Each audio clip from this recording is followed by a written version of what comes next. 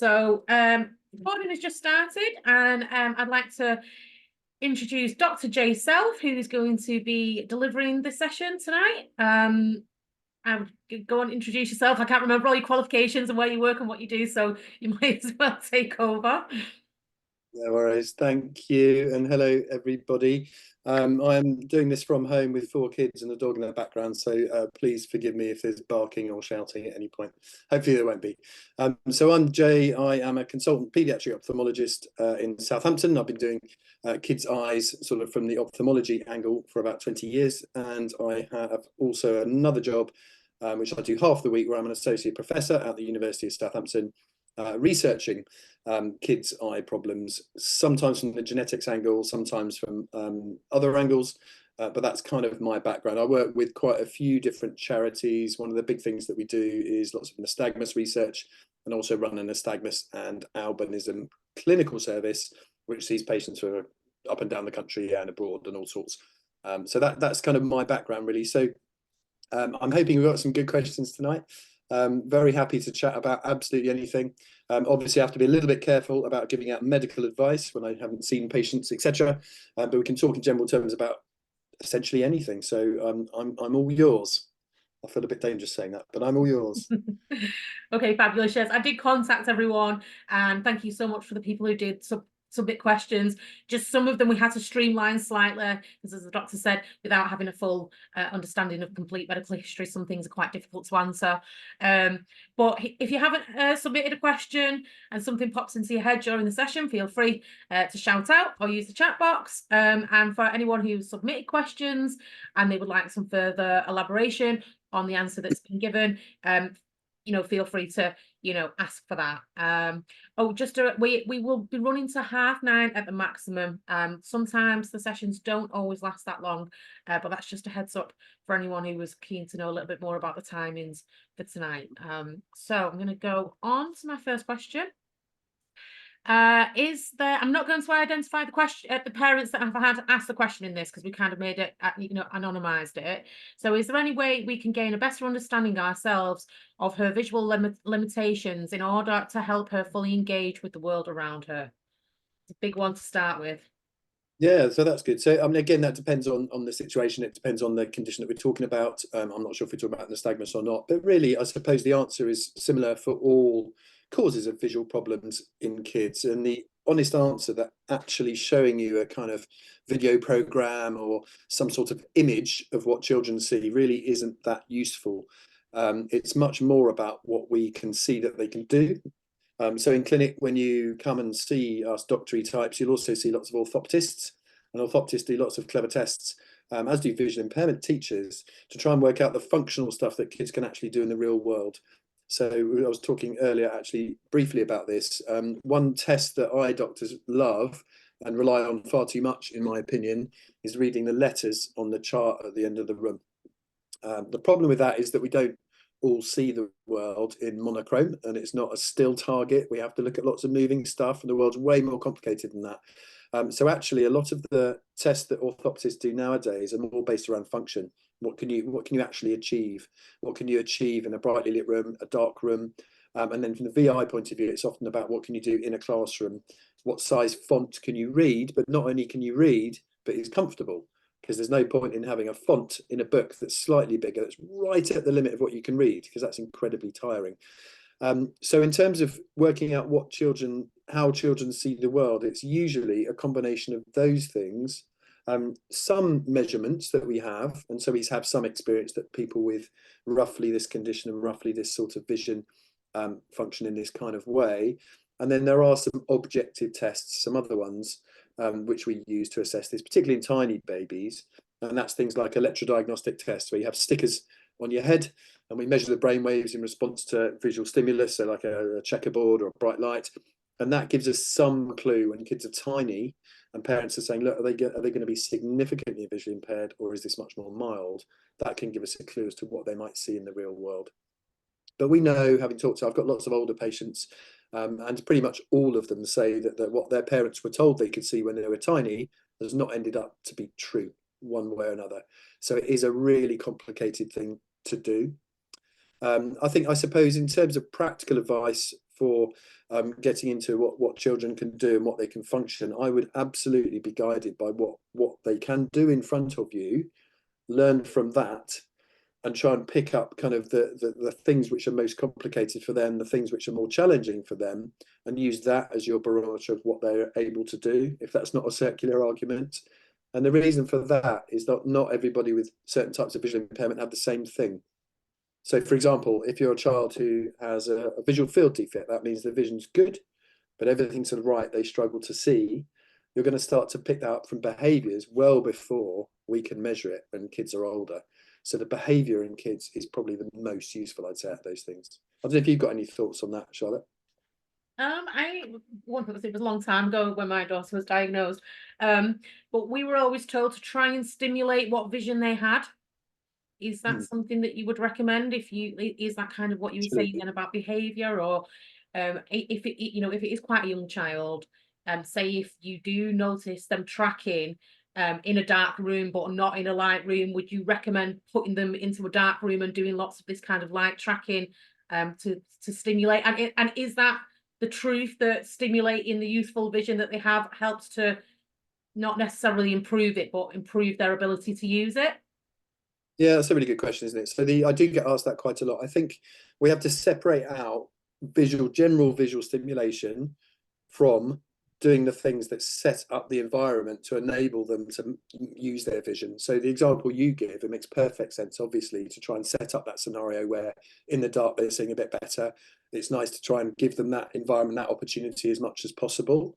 But in terms of actual direct stimulation, so I get this quite a lot with babies who have significant visual impairment, and parents wonder about these hyperstimulation rooms, the bright lights and the flashing things and the spinning things.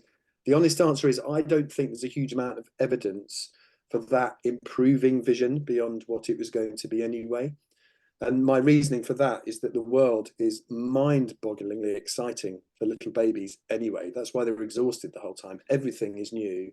Everything is a massive stimulus. And so I'm not sure that going well beyond that in general terms is a brilliant idea. But I totally agree with you about, obviously, if there are things which can help and it helps in practical terms, again, a bit like my visual field thing. If you sit them on one side of the class, they're going to see far more of the class. Or if you put objects in front of them, put them to the side that they prefer. All of that stuff, absolutely. But I couldn't cite any papers saying definitively that will make their vision better.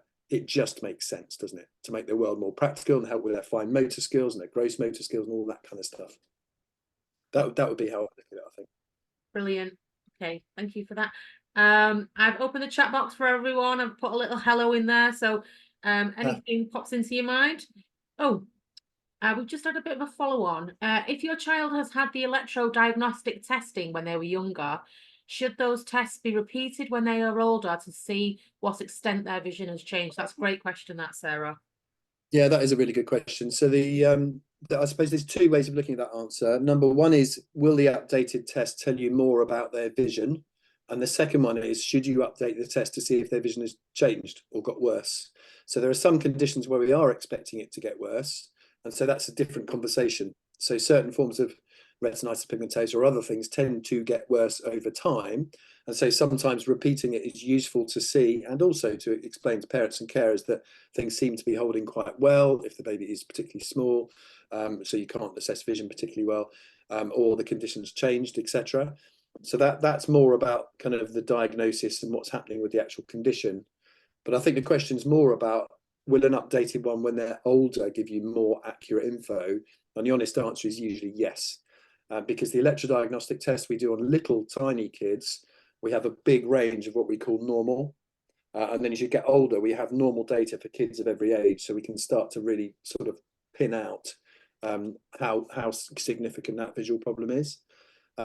Also, there's a step when you turn into kind of mid-teens adult where we actually do it differently. So instead of having little stickers here, we actually put little tiny threads on the eyelid. And obviously little kids are not going to love that very much.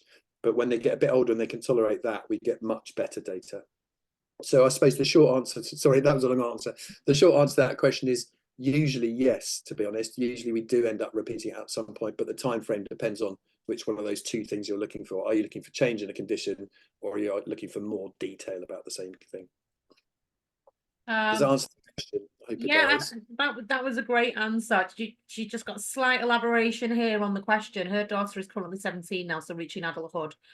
Yeah, Is it something potentially. that she should request, or is it something that we keep to kind of teens or Yeah, young kids? potentially. Again, it depends on the condition a bit. But if the first set was when she was much younger, it's really likely she would have had the what we call a pediatric protocol. So there's, without being too boring, there's international standards for electrophysiology, one for kids, one for adults, and she's likely to tip over into the adult testing. So it would give more detail. The question is that more detail useful? So that's the question we need to answer to kind of decide whether it's worth redoing it. But I would say more often than not, to be honest, yes, if they haven't had it since they're tiny, I would generally repeat it. Okay, it's just an additional part to that. It's early onset retinal dystrophy. I mean, there's going to be lots of words that I'm not going to be able to pronounce here, so do forgive me. Dystrophy, considered a broad term. Yes, yeah, it absolutely is. So it literally just means dystrophy means not built properly, and retinal means in the retina. So that's the sort of layer in the back of the eye that converts light into brain waves. So that term literally just means that hasn't been built in a typical way. And within that, there are hundreds, if not over 1,000 different reasons why the retina's not working. So absolutely, that is a broad kind of general term. These days, when we have little tiny babies, and there's a question about vision, this sort of term is used when we don't really see much in the eye looks pretty reasonable, but the child might not be fixing and following particularly well. There's some early suggestions of not great vision. And then when we do the electrodiagnostic test we were talking about a minute ago, quite often a part of that is called an ERG, so that's an electroretinogram testing the retina's electrical function. That would come up with, oh, there seems to be a bit of a problem in the retina in one of a certain number of cells, and we generally call that a retinal dystrophy at that point. But then that generally leads on to us doing far more investigations to try and pin down exactly what that is. And these days, the final common pathway is doing genomic testing, which we would do routinely, really, in that situation. Okay. Again, long to a short question. Apologies. No, it's great. Lots of information there. I'm just going to move back on to the pre-submitted questions that come in with the applications. Can you recommend anything that parents can do to help with nystagmus while awaiting results of further appointments? Also, I've read about magnets being implanted in some patients to help with their nystagmus, but it doesn't seem to be used often. Who is this sort of treat? So it's two. We'll stick with the first part of the question. While we're awaiting further appointments, what do you recommend, Dr. J, parents do Yeah, yeah. during So the that's time? Yeah, again, that's a good question. So there's simple things which help in everybody with nystagmus, regardless of cause, because that in reality is the situation you're in. If you're waiting for further testing, you don't know what the cause of that nystagmus is. And the common things that are useful are making sure, and this is, mainly through your doctor or your eye care team, but making sure that you're doing the simple things properly. So, for example, if you have nystagmus and eyes that move while you're waiting, if that child's also happens to be quite short-sighted or long-sighted or have significant astigmatism, you absolutely need to be correcting that with glasses, even while you're waiting. It doesn't matter what the cause is, because in nystagmus, it's really important to get kids' vision up to its maximum at all ages. So what I mean by that is when we see little kids with healthy eye systems and all the rest of it, and they're a bit short-sighted or a bit long-sighted, we have various criteria under which we wouldn't even prescribe glasses.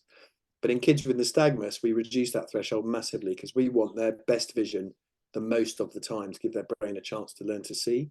So that's really important. So that's through regular appointments with your eye doctors and your orthoptists or opticians or however it's being done. Beyond that, it's about support for them depending on their age. So making sure that someone's thinking about, for example, CVI registrations, that's certificate of visual impairment registration, which is a whole topic in itself. Maybe we'll have the question about that later. But if you have a child with nystagmus, there's almost no reason why you wouldn't register them as sight impaired. There's two levels of it. There's severely sight impaired, and then there's just sight impaired. And I have almost no children with nystagmus that we don't register as sight impaired. So we would typically get on and start that process early, and that allows some access to VI support and other benefits and all that kind of stuff. And I suppose the third thing is making sure that whoever's looking after them is recognizing that they do have an issue with their eyes, whatever that may be, because you're still waiting to find out. So, for example, play school, nurseries, school, it's amazing how little people know about visual impairment. And if you have a little one who's bombing around the room like a crazy person kicking a ball around, people just cannot believe that they have a visual impairment. So it's about education for all those people who are looking after them. Beyond that, I think while you're waiting for the tests, a lot of the kind of treatments or targeted management stuff is more about whatever the underlying cause is. So I'd probably stick to those 3 to 4 things. Brilliant. I hope that helps. I'd just like to add in as a parent, try not to get too frustrated, try not to worry yourself sick. I know it's a very hard time, especially when you kind of want the answers there and then. And sometimes you're waiting 6 months for an appointment and it seems like a lifetime. So just try and look after yourself best you can while you're waiting. Access your support network, and just enjoy your child as well. Don't just be constantly fretting about essentially what could be wrong with them. Enjoy spending time with them. So I just wanted to put that in there because I've been frustrated. It feels like a large portion of my life waiting for appointments and results. So I just wanted to add that in there. More to do with parents than the child. So I'm just going to go to the second part of the question. So this was about the magnets that we touched on briefly before the call, Dr. J. So I've not heard of this, so this is interesting for me. Magnets have been implanted in some patients to help with nystagmus, but this doesn't seem to be used often. Who is this sort of treatment useful for, and is it something that we as parents should be investigating? Yeah, so that's a good question. So that is a study or a very small cohort. I think it was only one initially, and then maybe a couple more people quite some time ago now, actually.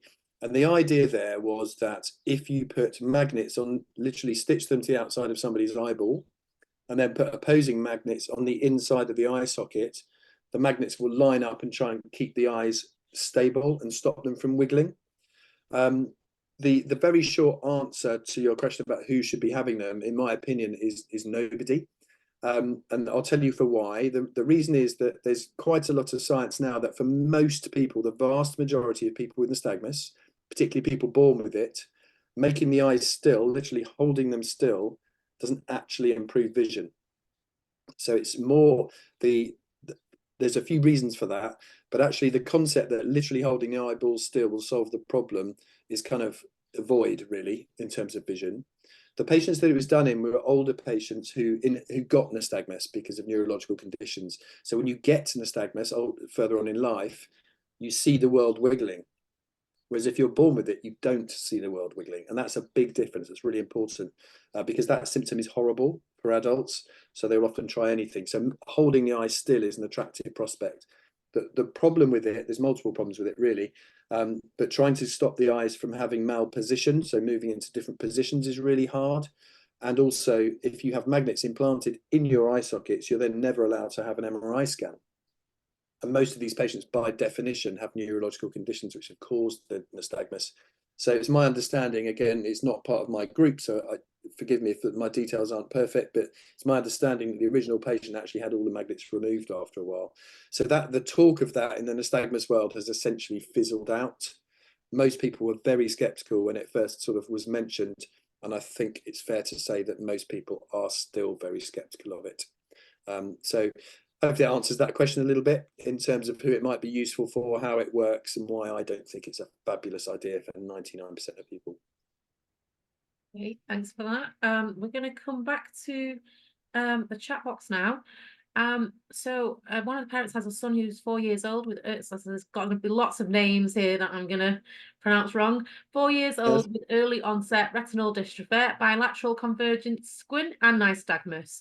There's been several good. They've had several tests under Moorfield, and yet to have any identification about the specific diagnosis. Is this something that will happen once the child is older, or are there any other tests available? I don't know if this may be a bit too specific, Sarah, but Jay, I'm sure you can respond to that better than No, I. that's okay. Yeah, that includes quite a lot of patients actually. So when you have a retinal dystrophy, as I've said before, that's a really bucket term for retina not being built typically. Having squints and having nystagmus on top of that is really common, and we consider them as secondary to it. So this is really about retinal dystrophy, pretty much. Sometimes, to answer the question, a lot of testing will have been done already.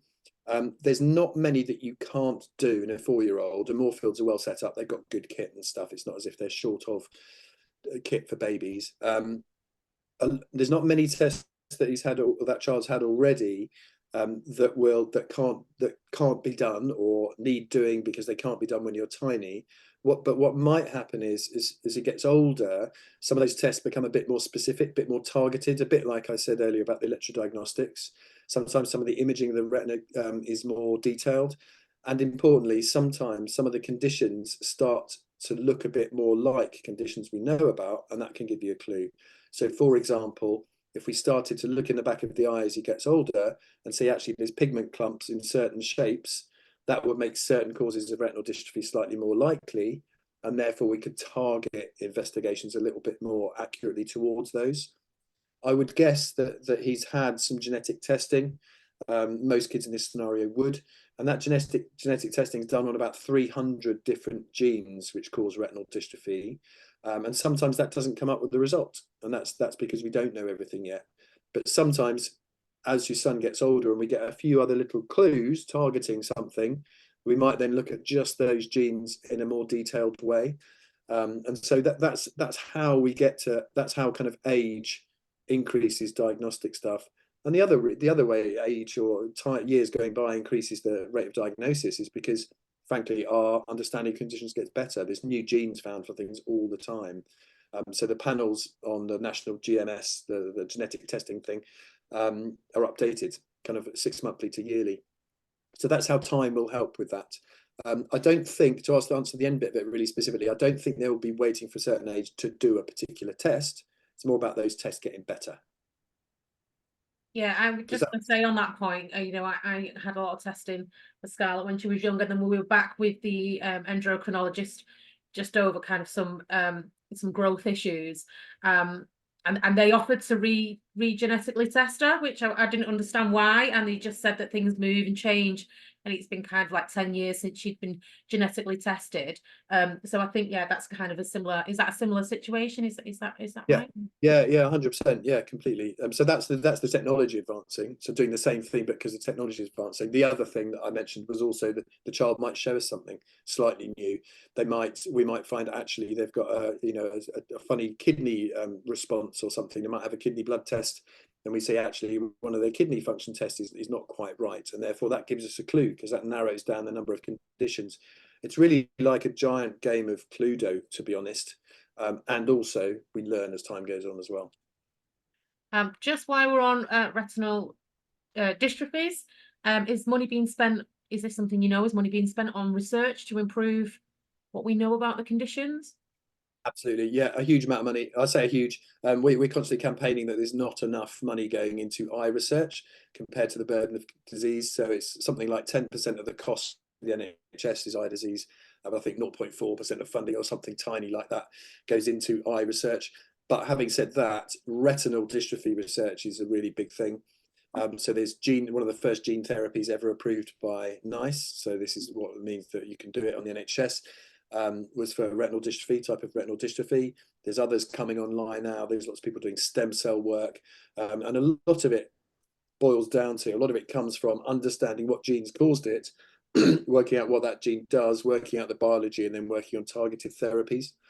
So there is a huge amount of work going into it. And in fact, we're just doing clinical trial fairly recently using drugs to treat a condition called Stargardt's, which is really common retinal dystrophy. So there definitely is a lot of money and a lot of work going on, but we need more money, always. Always. We're just going to move on to a different condition now. How is glaucoma tested for in young children? My daughter is 2 and it runs in the family, as is associated with inherited aniridia. Very good. Your pronunciation is perfect, by the way. Oh, thank you. doing very well. So, okay, let's answer the first bit of the question. So, how is it tested for in young children? So, really young children, we have pressure monitoring devices called eye care devices. It's about that big, and it fires out a little tiny probe which bounces off the front of your eye, which sounds terrible, but you don't feel it. So, babies are brilliant at doing that. Once kids get to about 2 or 3, they become a bit more wary. And then when they get older, they're absolutely fine with it. So that device is a way of measuring the pressure in kids. It's not quite as accurate as the adult version where you get a thing touch your eye and you have to hold still and all that kind of stuff, but it's really good. And to be honest, it's revolutionized this. We used to have to put kids to sleep constantly to measure their pressures in their eyes. So that tool alone is one really useful tool for measuring the pressure. But there's other things we use to look for glaucoma as well, which is looking at the nerve at the back to see whether it's had damage from glaucoma. And in tiny kids, we do that by looking. As they get older, we do that with little scans like we do with adults. But again, depends on the age a bit for the child. And if we really need to, kids can still go to theatre and we can scan the nerve and look for damage there. So that's how we look for it. In terms of a family where there's inherited aniridia, so that's a condition where you're born without an iris or very little iris tissue in your eye, and you also have some problems with the way the retina's develop, you often have nystagmus, etc. And glaucoma can go with that condition. In a family where the glaucoma only runs with the aniridia, if the child can be seen and that aniridia can be excluded properly by having a really good look at that eye and doing various tests, then you would generally assume that the pressure problem, the glaucoma, is related to the aniridia. So if they don't have aniridia, you would normally screen for glaucoma. Does that make some sense? Shall I explain it another way? So if there's aniridia running through the family and the people with aniridia have glaucoma, if you have a child born who doesn't have aniridia, you probably don't need to be screening them for glaucoma because the glaucoma is caused by the aniridia. Yeah. So if it's not present, you don't need to screen for it. Am I making sense? Yeah, that was good. We're just going to come back to nystagmus now. So, apparently, I was asked what other cures are being looked into at the moment for nystagmus, and just to go on. Yeah, so that's a good question. Yeah. Okay. Yeah, we'll stop at that. Sorry, I glitched. Shall I answer that bit? Yeah, go for it. Yeah. Okay, so cures for nystagmus are a bit tricky because often people with nystagmus have an underlying cause. So we always talk about nystagmus as not being a one size fits all. You can have nystagmus and still have really quite good vision and drive a car, or you can be completely blind and have nystagmus. So often it's about the underlying condition and what we're trying to do about the underlying condition. But also there are some therapies which people have suggested to try and actually treat the wiggle. As I said before, there's a slight issue with that because it doesn't always increase vision. In fact, it usually doesn't increase vision unless you do it from a very, very young age. But in terms of cures, people have tried things like medicines. So we do give medicines to people with nystagmus. As a broad answer to the medicine question, a lot of them have quite significant side effects. So we very rarely give them to children, if at all. And in adults, it's a relatively smallish percentage who want to have drugs to try and treat their nystagmus. Then we have contact lenses. I see that's part of the follow-up question. Yep. Contact lenses can be used for nystagmus for a few reasons. For some reason, putting contact lenses in eyes of people with nystagmus can give some sort of neurosensory feedback and actually reduce the wiggle a little.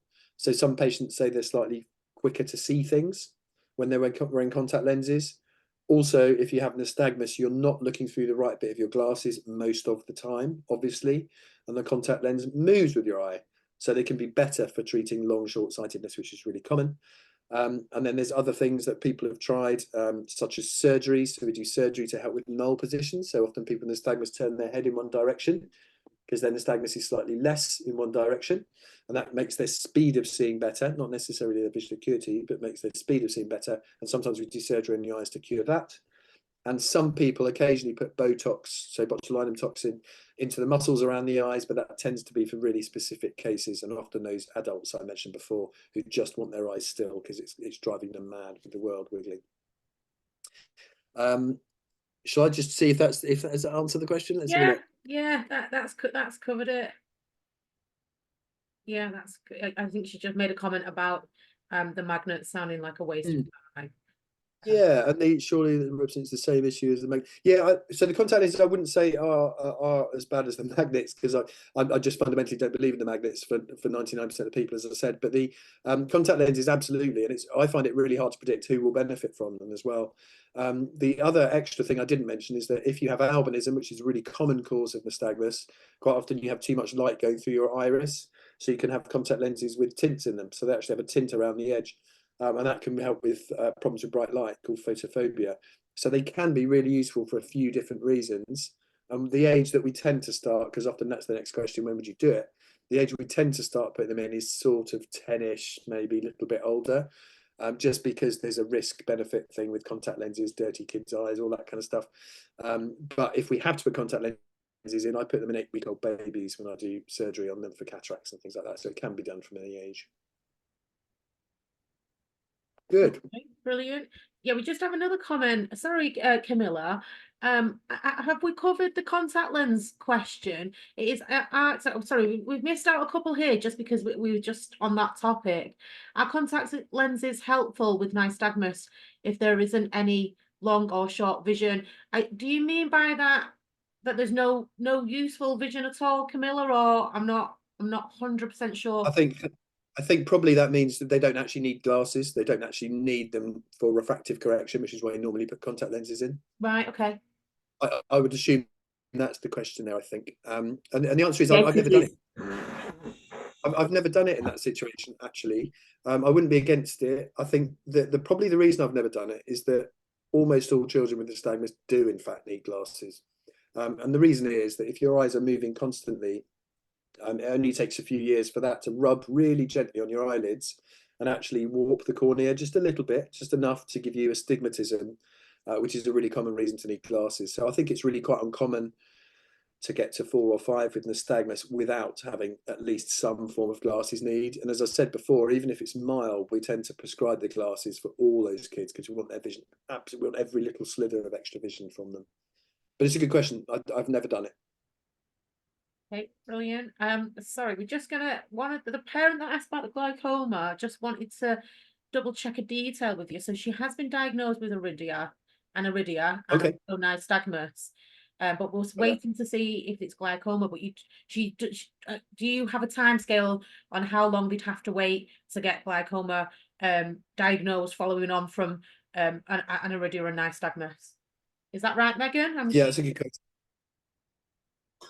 Yeah, so just as in, so yeah, she's got nystagmus diagnosed, she's got the aniridia diagnosed, and I'm just not sure at this point, kind of within the process, because she's been having a pressures check, but then I don't, I've not been told either way, and we're 2 years later, and I just don't know.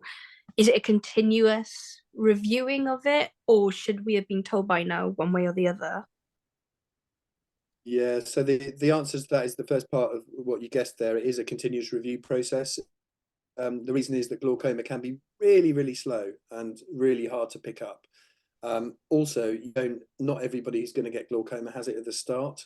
So I have patients with aniridia who've been tickled along for years, absolutely fine, and then start to get glaucoma when they're older. So what we tend to do is see all kids with aniridia until they're old enough for the optician to start doing pressures. And that can mean they're sort of 17, 18 before we send them out of the hospital. But yeah, it's a continuous review process. And you probably don't want to hear this, but the honest answer is they're going to need that reviewing for the rest of their life. But it could be quite infrequent. If you get to 30 or 40 without it, you probably yearly your optician would be reasonable, and you're going to be seeing them anyway yearly at your optician. So it's not you'll never get to a point where if you haven't got it now, you'll never get it. Unfortunately, it is something you always need to keep a lookout for. Thank you very much for that. That's really helped me a lot. Sorry, what age do you start going to opticians then? Sorry, just... Yeah, good question. So it depends what the condition is. So opticians don't generally want to see kids with conditions that they're managed for at the hospital as well. But we do have shared care with some of them. Most kids with most things, we start to think about discharging them to the local opticians once they get what we call visually mature. So after the age of 8, your brain has decided what your vision is, essentially. So things like patching, all the really common stuff, and trying to maximize that vision and keep it there is really important until that age. After that age, it's less problematic if things get sort of trickle along for a year or so. So most kids would be discharged at that sort of age. Absolutely, if I can discharge a kid much younger at 3 or 4, we'd say yearly opticians. And what they do is quite basic, but then what we do at the hospital is quite basic. So it depends on the situation, really. But for a kid with aniridia, we would generally keep them in hospital a bit longer, because doing a pressure at an optician is much harder. They often don't have the eye care, the little pinger. So you're generally waiting until they're old enough to have an adult pressure test, which I'm sure if anyone's had them, they're not the most fun things in the world. Okay, thank you very much. I've scrolled back up the chat box because we're getting inundated here, and I don't want to miss anyone. We've got from Rebecca Leedion from CVI, SSI question. So CVI is in the visual, the certification we mean there. Are there a clear-cut reasons to be registered, either SI or SSI? Is it linked to visual acuity alone or other eye conditions? My son has OCA with nystagmus, photophobia, and astigmatism, and he's 2.5, 2.5 years old. Yeah, no, that's a good question. So CVI, I touched on it, certificate of visual impairment. So that's the process we go through. It's a thing that you sign off with your ophthalmologist, and in theory becomes a document which allows you access to you have rights then to access to certain support for your counsel, to VI support, access to various other bits and bobs. So just for context, that's the process. There are 2 levels. The top level is called severely sight impaired. Did I say bubbles? That was weird.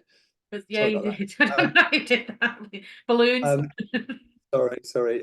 So the severely sight impaired level is quite strict about visual acuity. So I think it's 160. It has to be your vision across both eyes, so that's using both eyes at the same time, or it can be slightly better than that if you have extensive loss of visual field, etc. So it's really prescriptive, the severely sight impaired level. The lesser level is just called sight impaired, and that's very broad. So we register children where they have unusual visual behaviours and we suspect there's something going on in their visual system. As I said, pretty much every child with nystagmus would be registerable.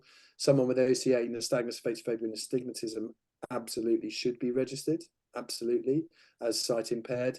And I've registered people with 6/6 vision because of certain specific things with their vision. So I have people whose vision's amazing during the day, but as soon as it's dark, they can't see.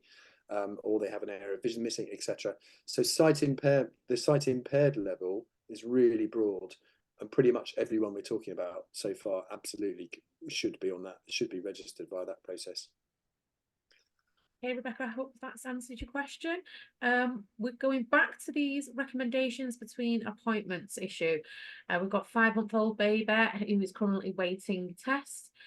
Should they be asking for glasses at this stage, or anything to help with the nystagmus? Sorry, there is no mention of nystagmus, forgive me.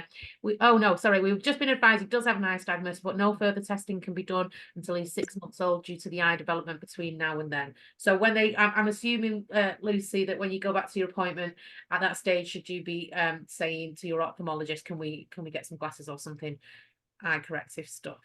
Is that what you're getting from that as well, Jay? Yeah, so I can start answering that. I think so to answer the first bit about the glasses, it depends. Hopefully they will have checked for glasses, and if they need glasses, they will have recommended them. As I said, we have guidelines generally, everyone knows them, they're super common, but we do tend to prescribe a bit kind of better vision than that in kids with nystagmus. So it really depends on what the result was. I wouldn't insist on glasses, because if they don't need them, they don't need them. But you need to know what they found when they did that refraction test. The second part troubles me slightly, because I have to be careful, obviously, not to recommend too much, having not met people, or cast aspersions over things. But if you've had no testing at all, I don't understand why that would be, because we can do the electrodiagnostic tests, which is the electrodes on their head and all that sort of stuff, to look for causes in nystagmus. You can do OCT scans if you have the right kit, and you can do all of that from 1 day old. So in about 10-20 years ago, the idea of seeing someone with wiggly eyes and saying, well, let's just see what happens over 6 months, was perfectly reasonable, because we didn't have all the stuff, but we have now. There's even a college guideline. So the Royal College of Ophthalmologists in theory dictates what we're all supposed to do. We fairly recently wrote a big guideline about this for all eye doctors and eye care professionals, to say this is how you really should be investigating kids with wiggly eyes. so it saddens me to hear that, to be completely honest. That if you're in that scenario, as I understand it from that message, and again, caveat, because I don't know the situation, but if you're finding that you're being told that they have nystagmus, but we're not going to look into it, you do have the right to ask for a second opinion from a big centre, because most of the centres doing nystagmus in a big way would not be just waiting 6 months to do any tests. Okay, brilliant. So a parent of an older child, an 11-year-old daughter, she's been discharged from the hospital. She has nystagmus just because everything's been fairly consistent. If they, wanted to go back and discuss contact lenses, would they need to be re-referred back into the department? Is that right, Caroline? Is that what you Yeah, that's right. Hi, Charlotte. Hi, Dr. J. Thank you so much. It's a brilliant session. Really, really helpful. So our daughter, just as you were saying, basically, she was discharged when she was about 7 or 8 because everything was really consistent and there was basically nothing more that they could do. They didn't feel they needed to check the back of the eyes or anything. All was fine. So they discharged us. And so we just go to a local optician for her to get glasses every year for an astigmatism and for long-sightedness as well. But basically, given what you said about contact lenses, we're quite interested in potentially looking into that route. But we don't know whether we can just go to the optician for that or whether we actually need to go to ophthalmology and be re-referred for that. Yeah, that's a good question. That's a good question. So optometrists, so opticians in the high street absolutely can do it. I do hear stories of people going to opticians and them saying you can't use contact lenses in nystagmus and things like that. There are opticians who are going to be more interested, to be honest, and there are some who will put it in the too difficult box, which is fair enough. That's the way the world works. But you absolutely can have all this managed outside at an optician. What they may do is sort of look into what contact lenses are best. We used to say that the really hard old-fashioned ones are best, but in fact I think that's been debunked. So generally we use whatever contact lens you'd use anyway. It's safest to have the dailies, so in and out every day. There's a lot of training involved in an 11-year-old, and obviously keeping hands nice and clean, all that kind of stuff. But absolutely, the short answer is an optician in the high street could do that. The only other thing I would say that is, if you haven't been seen for a few years, and if your daughter didn't have all the mega investigations we do nowadays, again at risk of adding something, you could always ask for a referral back to the hospital to say, can you look into it again? Can we have a refreshed look if you never got to that actual diagnosis? Because even a few years ago, we weren't doing all this stuff we were doing now. And it's when I started doing this 20 years ago, I'd say 90% of kids with nystagmus had idiopathic nystagmus, and that's doctor speak for I don't know whether they got nystagmus. But now that percentage of kids has gone down to about 10, maybe 20, because we find the cause in so many. So just the thought there about revisiting, if that was part of it, then you could combine that with the contact lens question, I guess. Okay, that's really helpful. Thank you. I think we will do, because she was diagnosed with idiopathic fairly soon after birth. So if you think it's worth us going down just to get that investigated, that's what we'll do. Thank you very much. Yeah, no worries. Oh, sorry. Yeah, I was going to say, yeah, it can be, and if nothing else, the genetics it's only really been mainstreamed in the last 2 or 3 years. So people can't get away with not doing it anymore because it's not what they used to do. It's part of the NHS. It's an NHS test. wow. Okay, thank you. Charlotte, were you saying my name? Yeah, I was just going to say, do you want to just carry on about you, because we're kind of looking about re-referrals after discharges? Do you want to go into your night blindness question now? Yeah. Just while you're chatting, because it kind of marries well together, doesn't it? If you don't mind, I'll just explain. So when we went to the VICTA spring weekend, and some of the people, the inspirational athletes talking, mentioned night blindness, and we had a conversation with our daughter, and she actually basically explained that she believes that she is blind at night, so she cannot see anything.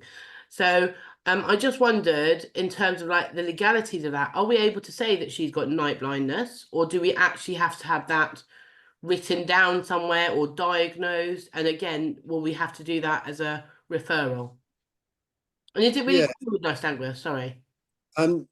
So night blindness is a symptom that isn't caused by nystagmus.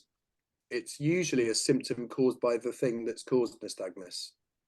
So night blindness is quite often related to a problem in the retina that will have caused the nystagmus.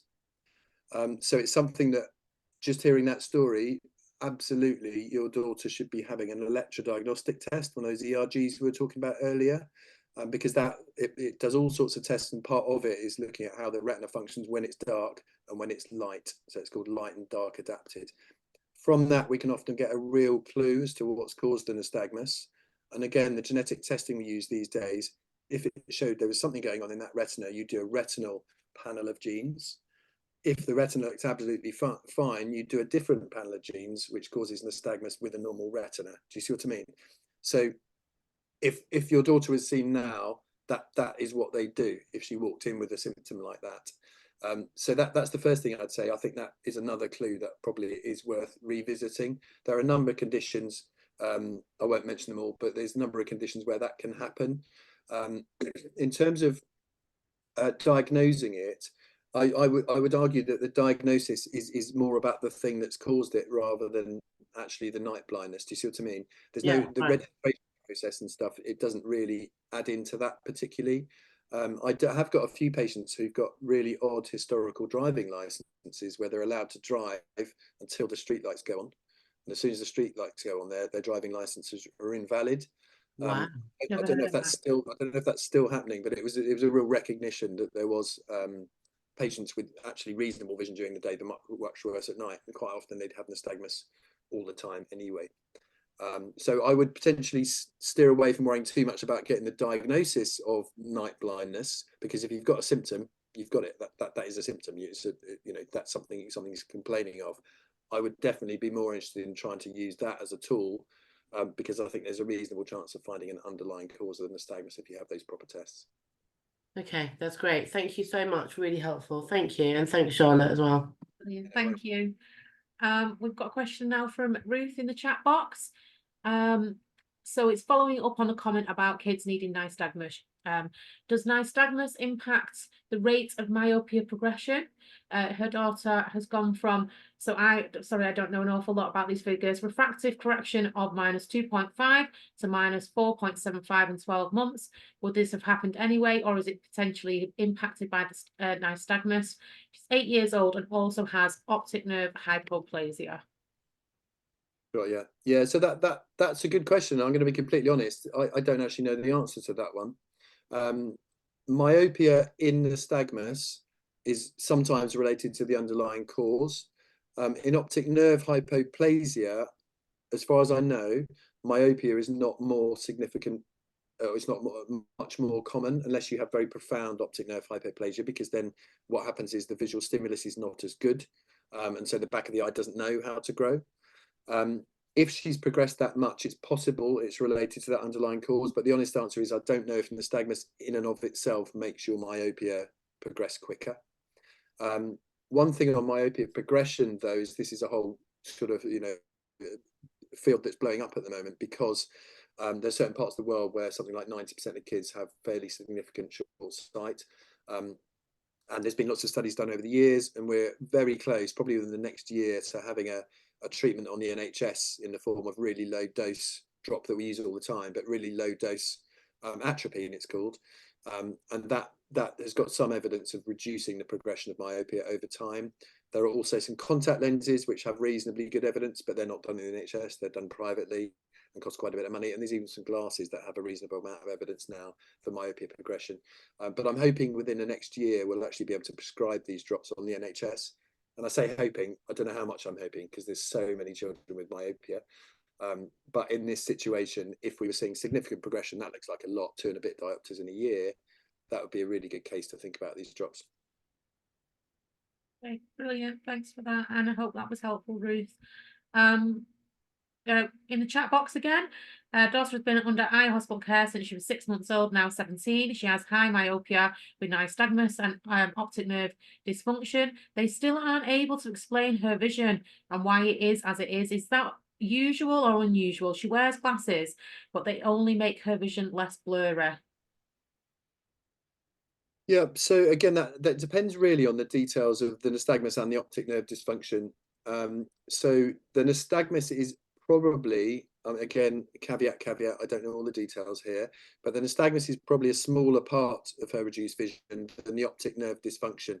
So just to diffuse the medical speak, optic nerve is the big cable that goes back in from your eyeball to your brain and takes all the information about vision. If you don't have an optic nerve, nothing gets from your eye to your brain, you don't see. So optic nerve dysfunction just means that nerve's not working particularly well. That's all that. It's a fairly descriptive phrase. Sometimes children have optic nerve hypoplasia, meaning that cable, and the way to think about it is broadband to your house.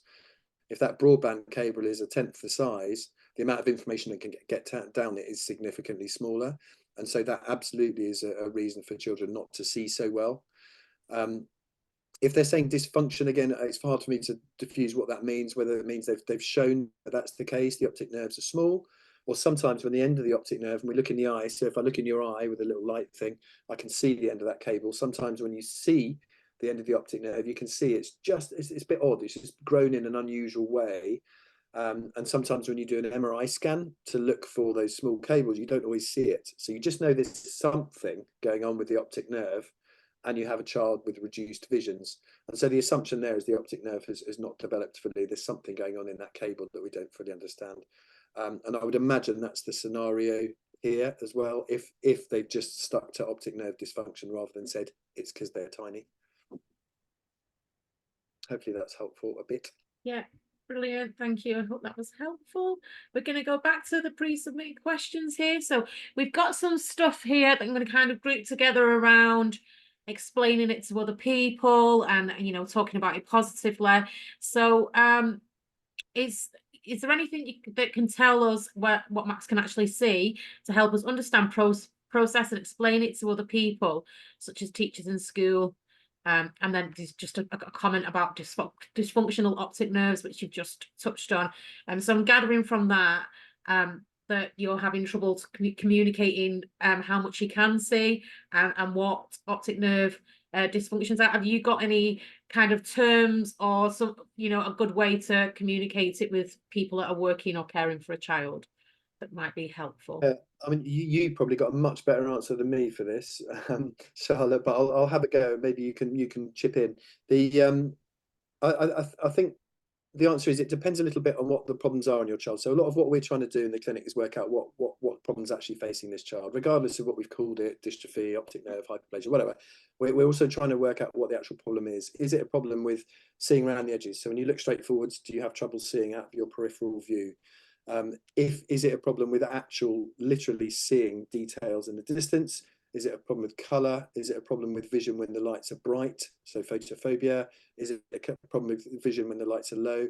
And I think the thing to do is try and pin down the eye team that is seeing your child and say, well, which things of this is the problem for my child? Because those are probably more useful than knowing it's you know, Moore-Torre disease or something.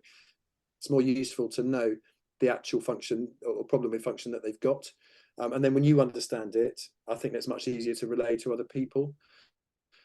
What we've found over the years is that I think general public really struggle with the idea of vision, not, as I said before, not just being it's either, you know, you see well, it's a bit blurry, or you can't see anything. You know, most general public don't imagine there's lots of nuances within that. So I think being able to describe the visual problem in those terms, as I said a minute ago, are probably the most useful, rather than worrying too much about what the problem is that's caused it. What do you think, Charlotte? Yeah, I know that was brilliant. I know it's hard. You get that. It used to be one of the most irritating questions that I got asked as a parent. What can the actual see? Waving in the face. My daughter's mobility is fantastic. So people doubting you when you said how you know, little vision she did have, well, no vision that she had. Yeah, it's difficult, and especially if your child's young, it can be quite to be asked the same questions over and over again can be quite hard. What I always found was have a bit of a script to ask, you know, answer these questions that you kept getting repeatedly asked. And that's just a way for you to prepare yourself. You know, if you are finding it quite difficult as a parent to deal with it, especially when you've got very young children and they can't tell you themselves how much they can actually see. But yeah, I still get asked that today. Yeah.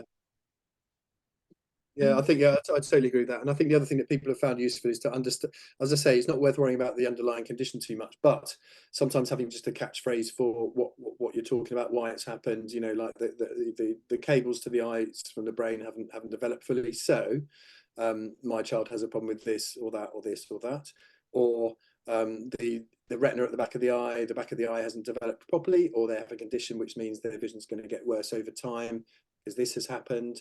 Or whatever. I think generally people find general catchphrases like that more useful. Would you agree with that, Charlotte? Yeah, no, I definitely agree. It's yeah, it's wording it in a way and trying not to get offended by the question, because sometimes people are just curious, I suppose. Some people have asked me before what's wrong with her, which is quite a hurtful one. You get thicker skin as your child gets older as well. That's definitely the case. But yeah, that's a great question, and I'm sure it's something that all those parents have thought about or had to deal with at some point in our child's lives. Yeah, I know there's one in the chat box, but I'm gonna go back to one of the pre-submitted. This is a topic we've not touched on yet. Child has joint pain. Could that potentially be associated with the eye condition? Is that a bit too vague? No. So it depends what the eye condition is. Have a little look now.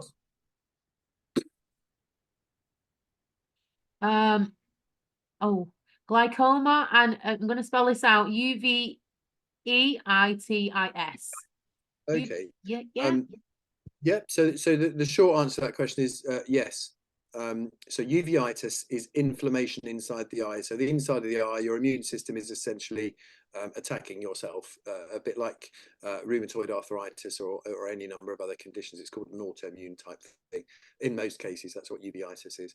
Uveitis leads to glaucoma. So in most cases, it's that way round. So that's why the glaucoma might be there. But lots of causes of uveitis, they cause inflammation in your eye, but they can also cause inflammation elsewhere in your body because it's your immune system fighting yourself. So the commonest reason for children to have uveitis is actually one of a group of conditions, one of which is most common is called juvenile idiopathic arthritis. So it's actually a form of arthritis throughout your body, which causes your eyes to be inflamed, and sometimes the joints come later. There's certain patterns to it, so I don't want to worry whoever's asked this question, but it definitely is worth looking into. There's lots of other reasons of joint pain in children, obviously, but if you're specifically asking about joint pain in uveitis, that is something which should be pricking people's ears up. And I suspect your ophthalmologist will look into that quite specifically. There's even college guidelines again on how we screen for it in certain forms of inflammation elsewhere in the body. Certain joints are often affected more than others, so the pattern of it, how often it's happened, what the joint pain is, whether it's actually inflamed or whether it's some other form of joint pain, all of that stuff's really important. But absolutely they can be connected, yeah. Thank you so much for that. It's actually answered my question. I think it's a situation where I need to speak to his consultant and see if we can have him tested again, I think, would you say? Yeah, and or potentially go to your GP and say, look, we're getting these joint pains. He's got uveitis. We know these two things are connected. Can you look into his joint pain? And the GP will very rapidly examine and probably fairly quickly send you to what's called a rheumatologist. So this is a particular type of paediatrician, so kids doctor who deals with that sort of stuff. I think it would be a brave GP who doesn't do that, to be honest, in that situation. Okay, great. Thanks very much. Brilliant. Sorry, we're just going to return to something we discussed before about the 5-month-old child that is soon to be 6 months, who was told by the hospital they needed to wait till 6 months until he did further testing. Obviously, you explained that you feel like a lot of the testing can be done from day one. Mum just wanted to double check, should they be pushing for the ECG now instead of waiting another month until he says 6 months? She just wanted to double check before calling the hospital. Yeah, again, I have to be really careful here because I don't know Yeah. this, but it's the ERG, it's called, so ERG or electrodiagnostic tests. The most big centres will do them from any age. There's some variety in how they do them. In the US, they put kids to sleep to do it, give them sedation and stuff like that. In the UK, most big centres use what's called a Great Ormond Street protocol. So some of the Great Ormond Street invented this way of doing it in kiddies years ago, and it's done in 10, probably more centres up and down the country. I don't know of many people wanting to wait months to do it, because frankly we can do it at any age. Yeah, so I think, if you want to ring up and just say, can you put our name down now? I don't think there'd be a problem in doing that, Lucy, if you feel like it'd put your mind at rest. Remember, you can always ask again. I don't want to cause problems, but you can always ask for a second opinion if you feel like the things you've been told should really be happening aren't happening. You can always ask for them and say, look, shouldn't you be doing this? You could even mention that you'd heard that there was a nystagmus, a pathway for what tests kids should have, and it suggested that they should be having things fairly quickly. And if you're not happy, you can always ask for a second opinion on the NHS, and that can be through your GP or your ophthalmologist, whoever you're feeling more confident asking for it. Brilliant. I hope that's been helpful, Lucy. I know your child's quite young and it's all very new and raw at the minute, so I hope that's guided you. Caroline has shared a link for a video. I don't know if people have heard of the Nystagmus Network. It's a UK-based charity. It works nationally, that supports people with nystagmus. I will be sending the details out of that charity in the follow-up email. She has sent a YouTube link, which she sends out to people who want a bit more information about what her daughter can see. You don't have to open that link now. I will be sure to include that in the follow-up email. So if people want to have a look and find out if it fits for them, might be useful when, children, professionals that are working with your child that haven't come across the condition before, potentially. So thanks for that, Caroline. Can I just add in there, Charlotte, as well? So we work closely with the Nystagmus Network. So we've done lots of stuff for them over the years, and we know them extremely well. They are fantastic. They're probably the best sort of specific disease charity, I think, in kids' eyes in the UK that I've seen. That they are big. They do amazing things. They've got an amazing number of resources. We have sort of open days, and we've done a few YouTube videos with them and stuff like that before. And they are brilliant. They're really, really helpful. So I definitely recommend anyone who's not in contact with them already to get in contact with them. I think they're brilliant. Yes, I second that. We have lots going on. We do actually as well have Nystagmus Awareness Day on the 20th of June.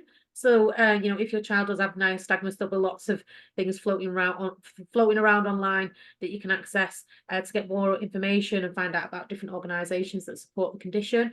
I know that on the Guide Dogs website, on their nystagmus page, they've got a great video about what can such and such see. It's like an animation type one that might be good for young friends or siblings.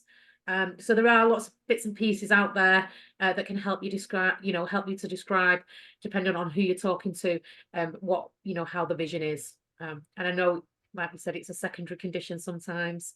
So it's not a one shoe fits all type situation, but I think you just have to find something that works. Yeah. I'd just definitely add in a little word of caution there, because nystagmus is a bit like saying a diagnosis of abdominal pain. There are huge numbers of causes of it, so just be a little bit careful that when you look at these videos of what can someone see, just make sure it's specific to what you're talking about, or it's general enough that it makes sense. Brilliant, thanks for that. So we've just got a comment from Sarah, who was asking about retinal dystrophies earlier on. She said, we were originally told our son had delayed visual maturation, followed by cortical visual impairment. We changed hospitals to Moorfields, and it was the best decision we made, as the previous hospital did give the wrong diagnosis.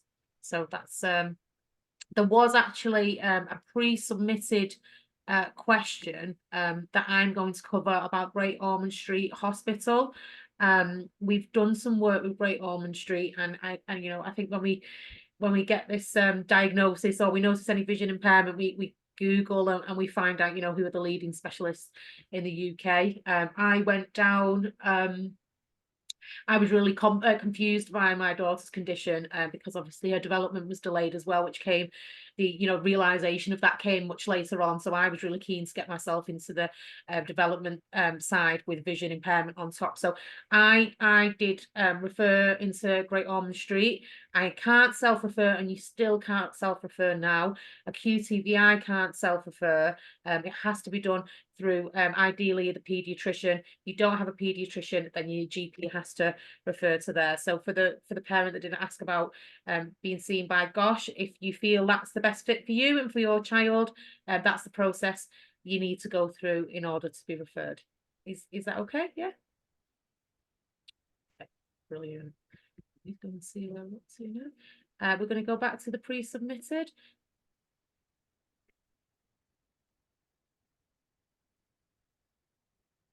At what age will it be clear how much vision is impacted? So I know you've kind of covered this. It's a little bit like how long's a piece of string type question, but you want to elaborate a little bit on that further? Yeah, I mean, you're absolutely right. So it's something which you get more information about when as kids get older. You can get some good stuff when kids are tiny, but as they get older, our tests get better, their ability to respond to them get better, etc. So it really is a slightly movable feast. So I suppose when I talk to parents about where vision is, I avoid talking about percentages because it doesn't make sense because there's so many different parts to vision. But what I sometimes say is, if normal vision is from the ground to here, I would expect them to be in this range, and I wave my arm in quite a big way because I'm talking about a big range. And then as they get older, that range gets smaller. We start to learn more about the nuances, but every child is different, and how they actually function with visual impairment is different as well. So it's worth remembering that there is no absolute, this is what your child will be able to do, this is what is going to function with the best will in the world. But as they get older, we get more information that comes from both their behaviors, as I said before, and what they can tell you as they get older, but also our testing gets more robust. Brilliant, thank you. Going back to Anaridia, the parent has heard that Anaridia is linked with auditory processing disorder and also with lower white blood cells than typical. Is this true? Yeah, it's a good question. I'd have to do some research on that, to be completely honest with you. I have lots and lots of aniridia patients, and those things have not cropped up. Aniridia is often caused by mutations in a gene called PAX6. Without being too boring, that can cause various other bits in other parts of the body, sometimes midline brain things, etc. And there's certain personality types which have been linked to it. I'm not sure how good the evidence is for that. And PAX6 gene is it's a really important gene for the eye, but it also seems to be expressed in other parts of the body as well. So when genes are turned on in other parts of the body, it implies they're supposed to do something there, and therefore you might expect it to come up with a few other little bits and bobs. But the honest answer is I'd have to look at the evidence for that because I don't know that. Okay, I hope that was helpful, Megan. Yes, very. Thank you so much. Okay, is it common for nystagmus to stop when an object is very close up? Yeah, that's a great question. So absolutely, and that's a feature of certain types of nystagmus. It tends not to stop, it tends to slow down, but it's called, again, we've got fancy terms for everything. It's called convergence dampening. So one of the tests we do when we're looking at kids and trying to work out what they've got, etc., is we look at the nystagmus in the distance, and then we get them to look at something near.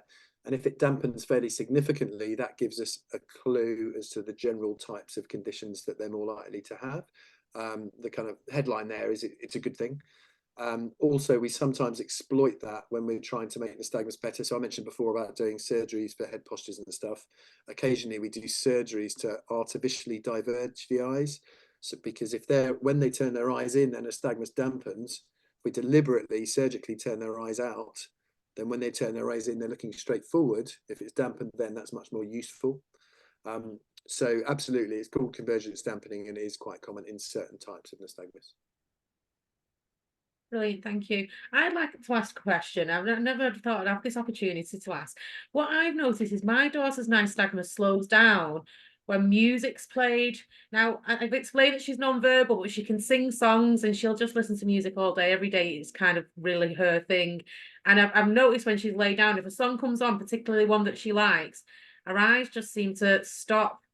Am I just imagining that, or is that something that you've heard of before? Yeah, no, I'm sure you're not imagining it. The thing about nystagmus for almost all people with nystagmus is that the amplitude, so the size of it, the craziness, if you like, of it, how big it is, how fast it moves, varies hugely, right? In kids, and that's really common, and that varies on an hour to hour, day to day, week to week, month to month basis. There are other things that feed into how wild it is, and that's been linked to this thing called internal state. In other words, your state of emotion, so how hyped up you are. There's some of my Cardiff colleagues even did a study a few years ago. I don't know how they got away with it, but they did, where they gave people with nystagmus TENS machines. So they gave them a little electric shocks. And even knowing that they had the electric shock thing attached to them made their nystagmus go mad. When they could control it, it got better. Also, there's lots and lots of anecdotal stuff about people, I have to be careful what I say here, who take substances which calm them down, whether that be alcohol or otherwise. And there's anecdotal evidence showing that all of that stuff seems to just dampen the sort of internal excitability, which interestingly is probably how some of the drugs that we use occasionally in adults also works. So it tends to be giving the patient their best form of nystagmus more often, and it's about dampening down excitability and calmness and being content.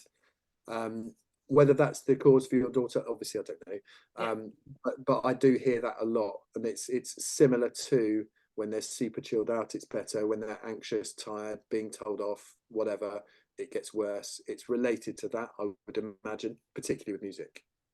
So kind of on that basis, have you seen any links between sensory processing disorder and kind of a nystagmus at a good point and nystagmus at a bad point? So obviously you can use some sensory processing strategies in order to get your child to a certain level of arousal so that they're able to take in information. Would that also be beneficial to the extent of the nystagmus at that point in time rather than a cure for it? Sorry, I don't want anyone to get confused thinking.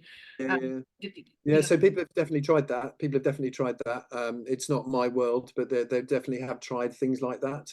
There's a few studies that have come out from a few parts of the world looking at those sorts of strategies. You obviously have to be careful, because remember what I said at the start is that actually if you stop someone's nystagmus, oddly, if you measure their vision often doesn't get better. Yeah. It's often about how quickly you see something. So there's this time to see phenomenon. And as I said, if people hold their head in one position because their nystagmus is wiggling less, there's obviously a better benefit of it wiggling less. But we don't think it's actual visual acuity, i.e. reading a chart. We think it's how quickly you can recognize objects. And that's probably more of a physical thing about how quickly you lock onto the thing you're looking for. But no, that's not something I know a huge amount about, but people have tried all sorts of behavioral stuff for nystagmus.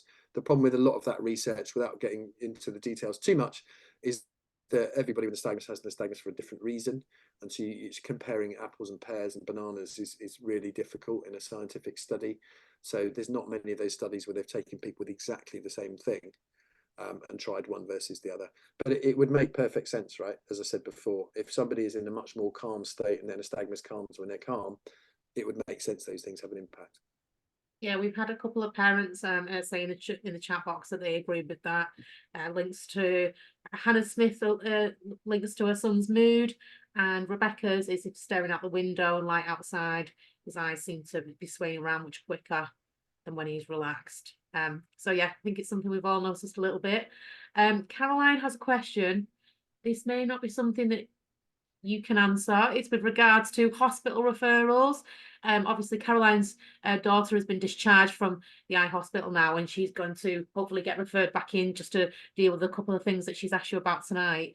Can she request what is considered the best if she's prepared to travel for it, or would you be told by your pediatrician or GP, this is your eye hospital and this is where you go? Yeah, no, so I think that's fair. So I have to be careful. I'm not criticising all my colleagues, obviously. It's not that there's only 4 people in the UK who can possibly deal with nystagmus, and this is something we're really trying to work on and democratise it and make it more applicable for everybody. Otherwise, there is a postcode lottery. In Watford, I used to live in Harpenden, so I know that area. In Watford, probably your closest is London. So Moorfields, for example, have a very dedicated nystagmus service. There's a few people who are really real kind of experts in nystagmus there. Great Ormond Street is also very good if that's close to Watford. Leicester definitely was a big nystagmus centre and still is. They've got a great group, but there's other ones now. On the south coast, it's probably us because we do the most of it. Manchester also very good. Liverpool are good. You know, there's lots of centres doing it really well.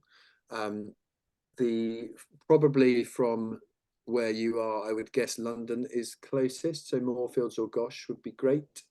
So Obviously, we were actually under Watford General, and that's where we were discharged from.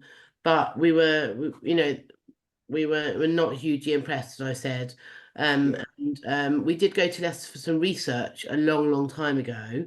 So they've got my daughter's DNA there.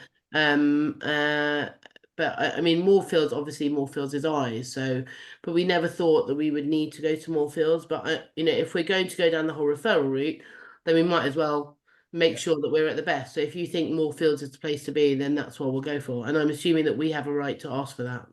yeah, you do have a right to revisit, definitely, and you can always ask for second opinions and things. The Leicester and Moorfields are both brilliant. Moorfields probably closer. Great. I would go down that route. Thank you very much. Thank you. Hope you got your answer there, Caroline. Perfect. Thank you. Yeah, we've got a parent here recommending Moorfields in the chat. I think you mentioned earlier, Sarah, didn't you, that you changing from your current hospital to Moorfields was great for you.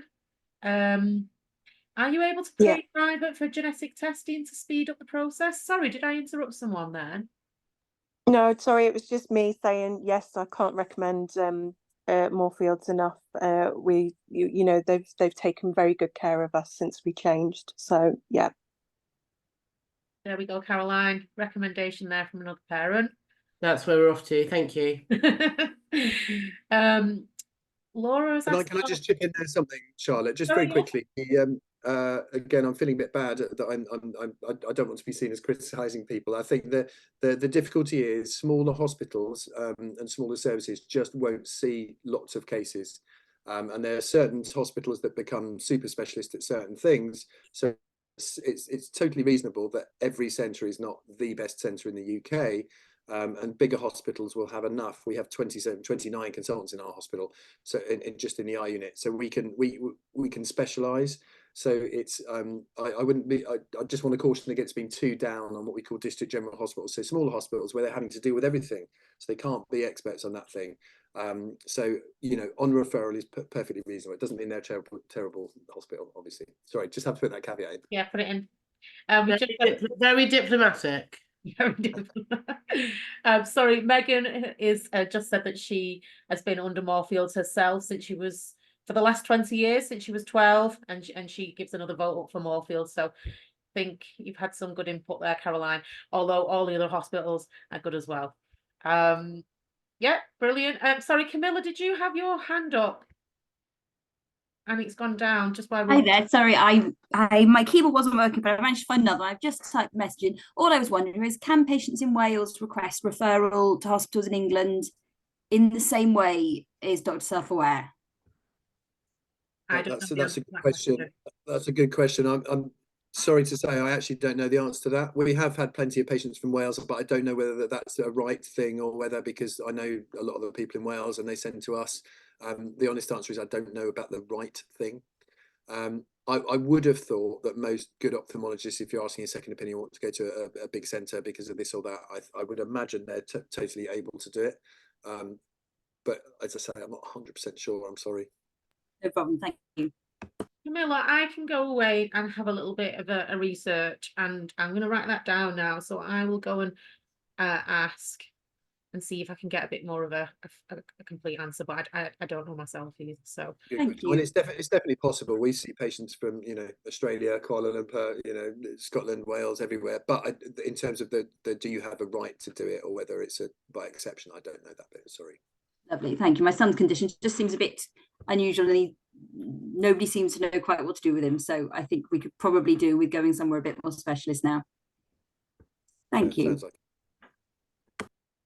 okay, we've got a question in the chat box from Rebecca. With her son having albinism, is his vision likely to deteriorate much further now, or is it likely to be pretty stable after the age of 8, as you said earlier? So this is albinism. Yep. So good question. There's a short answer to that question. The answer is it should be relatively stable.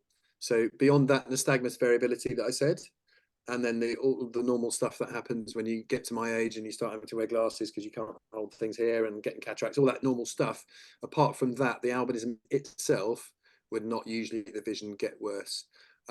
Interestingly, again, this is a bit of an aside, but we've been trying to do some work for quite a long time that nobody has ever seen a patient with age-related macular degeneration, which is the most common cause of kind of losing vision as you get old. It's 1 in 2 people over 85, and yet nobody's ever seen a person with albinism with that condition. So there's thoughts that actually, oddly, albinism might even protect your eyes a little bit from that condition. So again, it's work in progress, but that's kind of just to show you that most people with albinism, I would expect their vision to stay the same throughout their life, besides the normal stuff that can make your vision go up or down.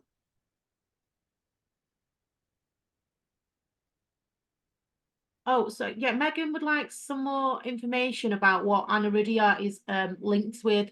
Are you able to give some examples of that?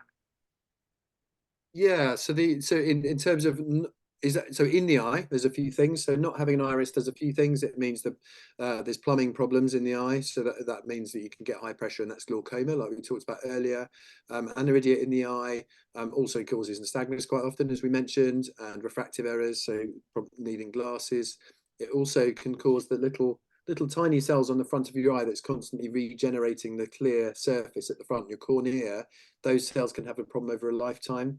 And start to fail as people get older. So we try and keep the front of the eye as safe as we can. If someone's got mild allergy, we treat it. If someone's rubbing their eyes, we treat it, because we're really keen to try and keep the front of the eye as sort of healthy for as long as possible. And also the back of the eye, the retina, doesn't have a little dip in it. That's called a fovea. So the center of vision often is just built in a slightly unusual way. Sometimes the nerves that go from the eyeball to the brain can be formed in a slightly unusual way, and sometimes you can have some midline brain problems as well, but they're quite variable.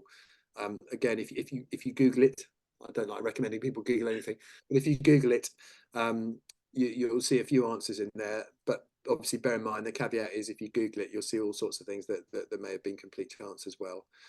In terms of personality, that's something that's been raised a few times. So I'm actually an advisor for Aniridia UK, and that's something that people have mentioned quite a lot of times. But it's very hard to dissect that out from lots of people with Aniridia having visual impairment, and people with visual impairment are slightly more likely to have issues with social communication, etc., because they can't see the eyes, etc., etc. So it's very hard to tease that out. But that's the main majority. There are a few others that have been linked, and I think somebody asked me earlier about a couple that I didn't even know about. Thank you. No worries. Anna has asked, so she said that her son has nystagmus and is doing that tilting head pose in order to get his best angle to see. Is there any exercises that you can recommend that will help with posture? Obviously, if he's constantly putting his head into an awkward position to get his best vision.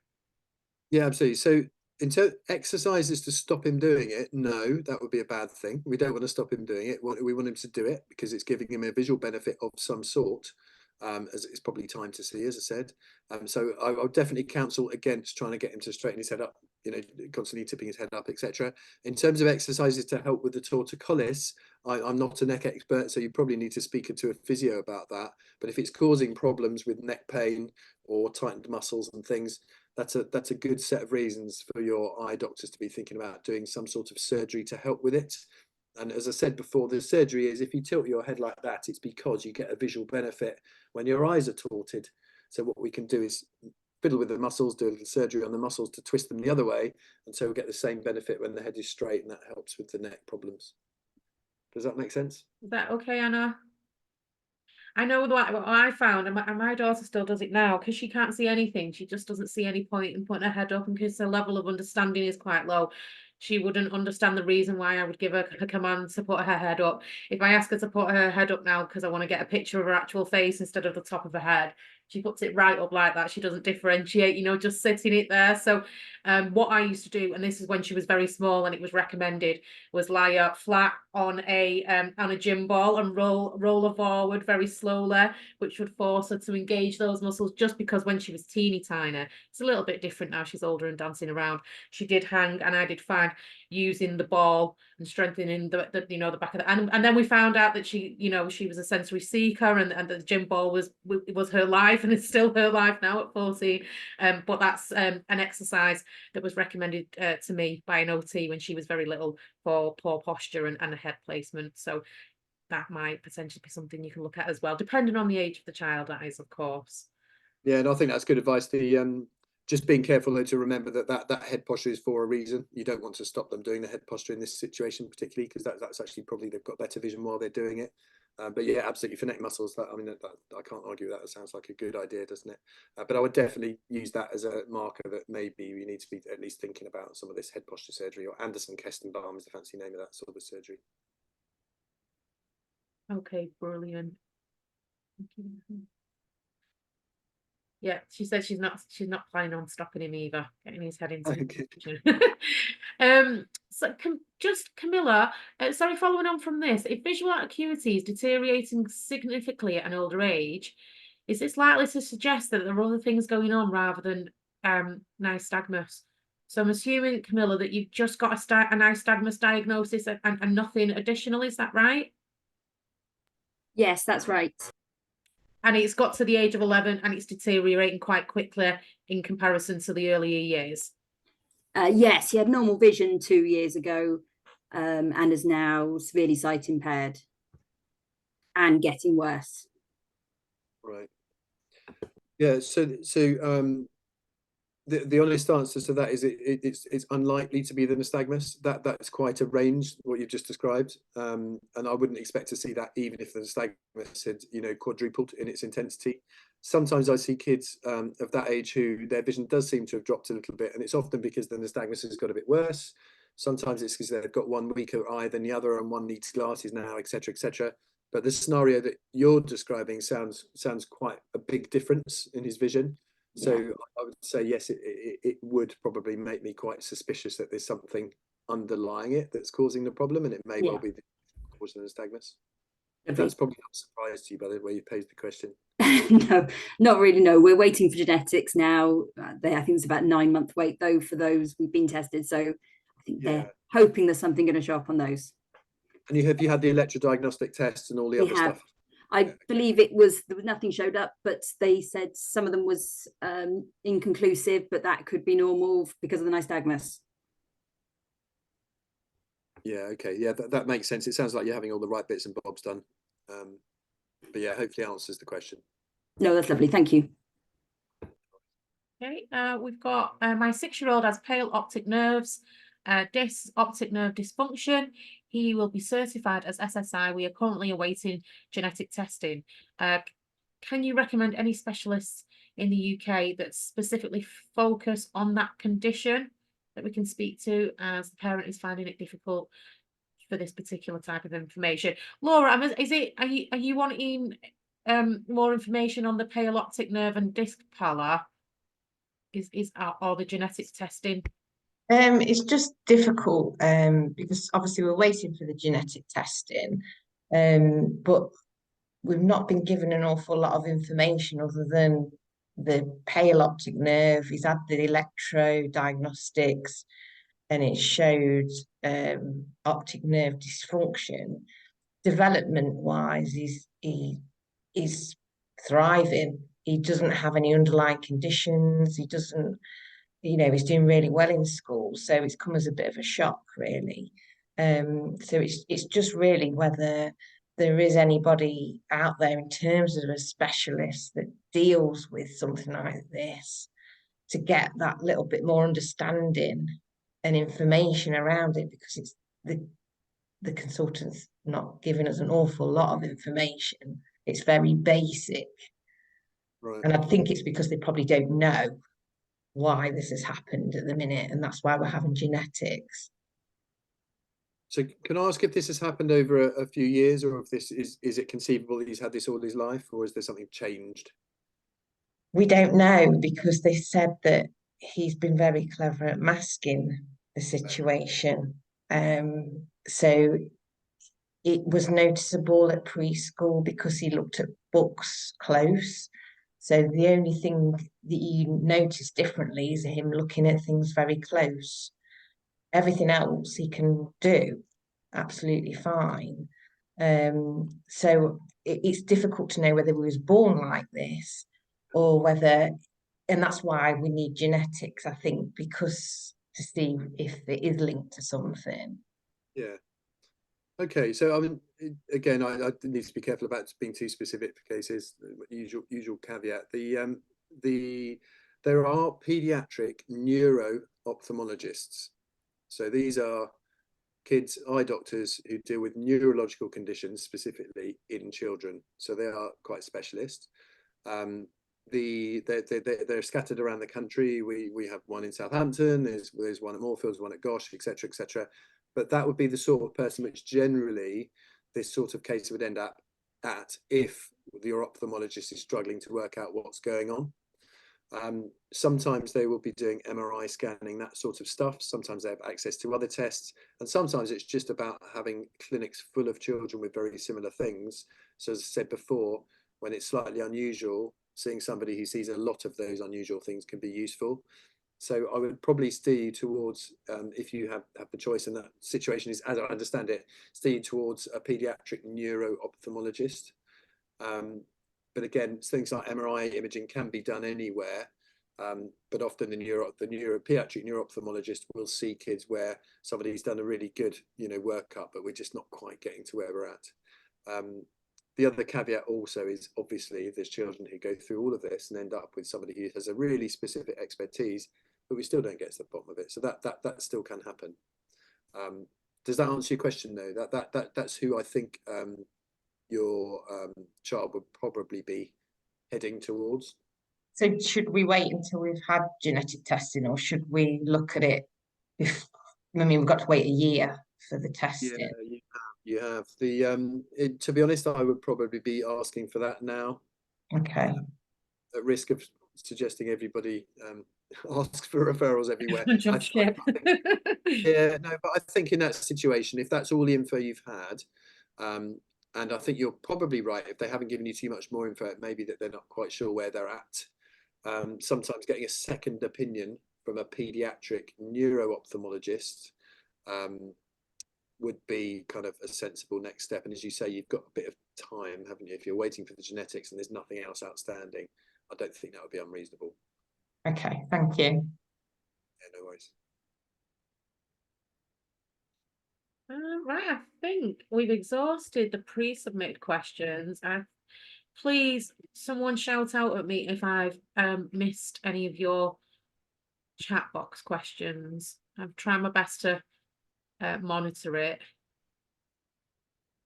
A nice easy one. Yeah.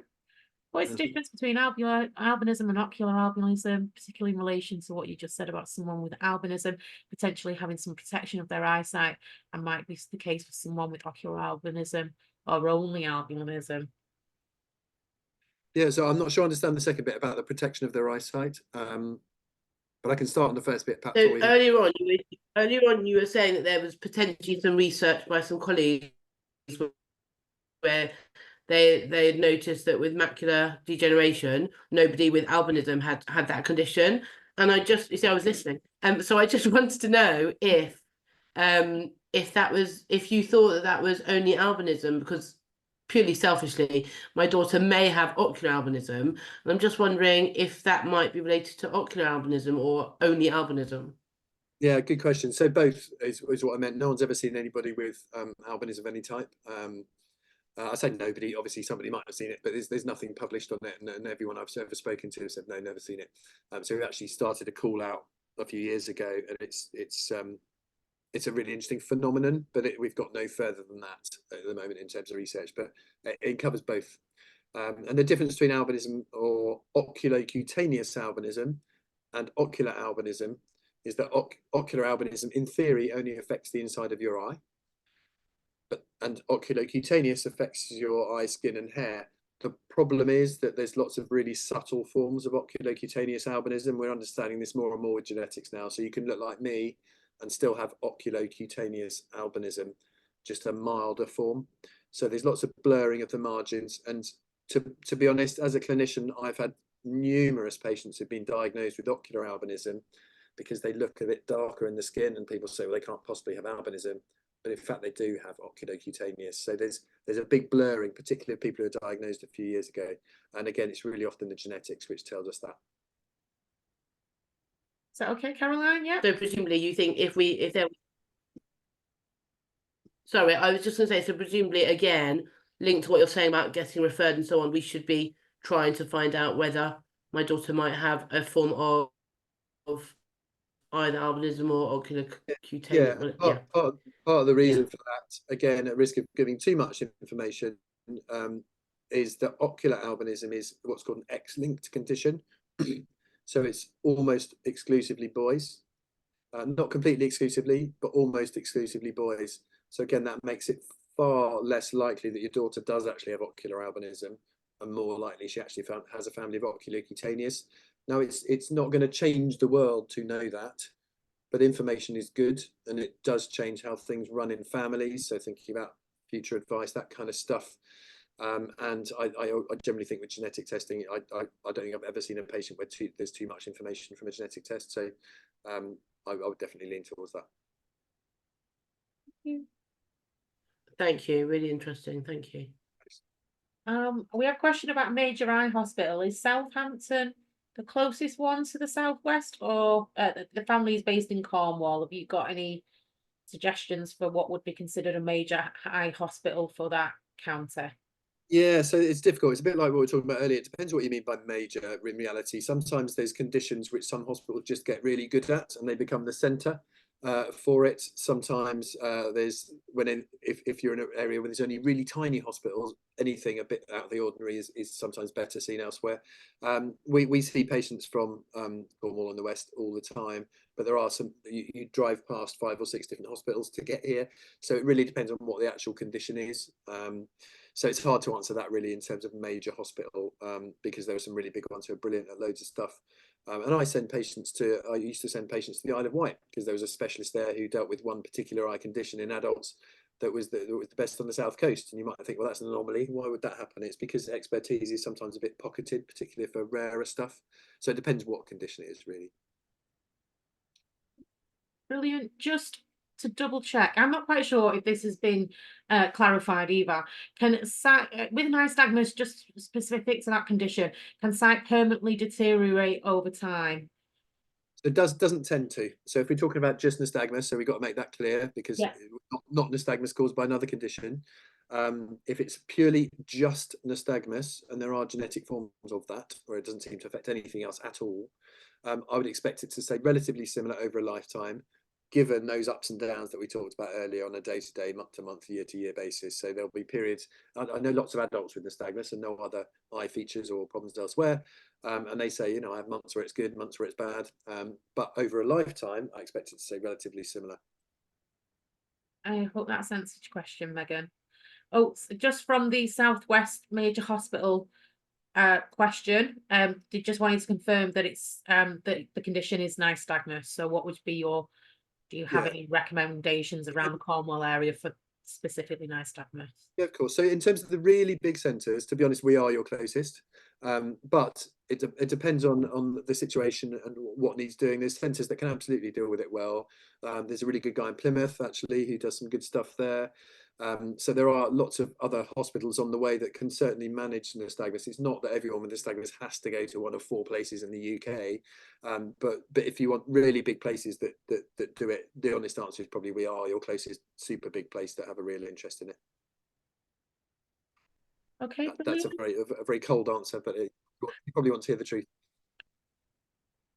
So, question is just out of interest.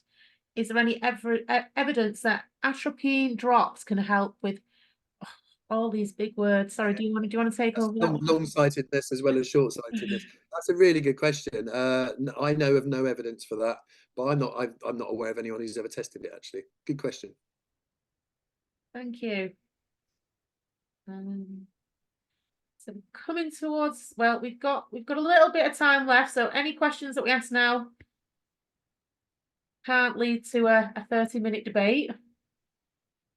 Can I ask for a very quick pause, because I actually am desperate to go to the loo. Can I be back in 2 seconds? Yeah, that's fine. Yeah, no problem.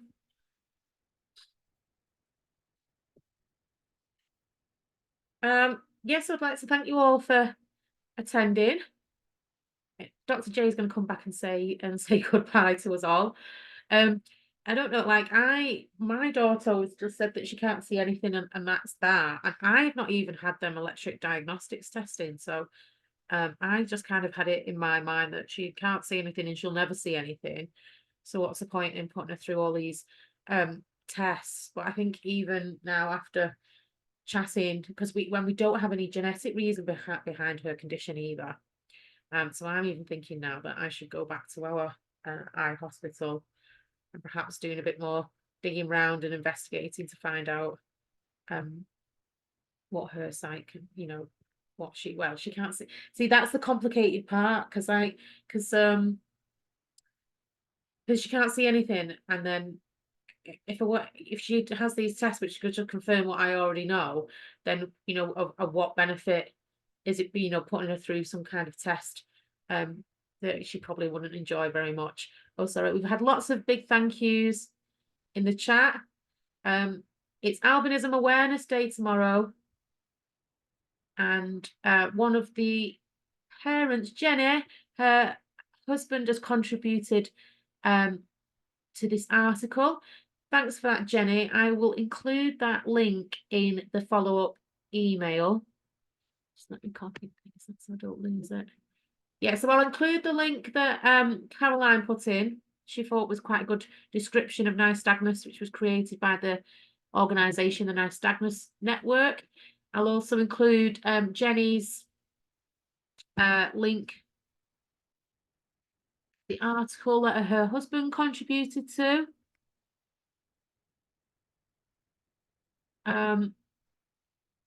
But yeah, I think worth following up this. Is that kind of in response to what I've just said, Sarah? Yeah, sorry, why you nipped out? I was just saying, because I was always told that Scarlett couldn't see, and she can't see anything, and she never will see anything. I've not even had those electric diagnostics tests, so I'm thinking now, is that something that I should go and look at, or it's not going to make any changes, and she would hate anything like that. So I just think. Yeah, is that to me that? Yeah, well, I was just chatting to the parents about it, like why you nipped off, and that's kind of what I've always been. We chasing autism diagnosis, and then we chase, I just got to a point where I had diagnosis fatigue, and I just thought, she's in a setting which meets her needs, and we don't always necessarily fully understand all these needs, all the causes. Yeah, I think from our point of view, I think what we tell young doctors is really useful thing to think about here, which is for any test you do, how's it going to change your management? How's it going to change what you do for that person? So usually electrodiagnostics are either at the diagnosis end, so trying to find out what's wrong, or they're measuring what's the visual disability, because that's useful to know for some reason. But if your daughter is beyond that age and you know full well what her visual function is, you know the cause of her eye problems, there's a really good argument for saying why would you do that test? What's this? Yeah. So no, I wouldn't push for every test just for the sake of it. Always think how's it going to change things? What are we going to do differently based on that? That's what I think. But then I think I've got a little bit of mum guilt now, saying should I have been asking.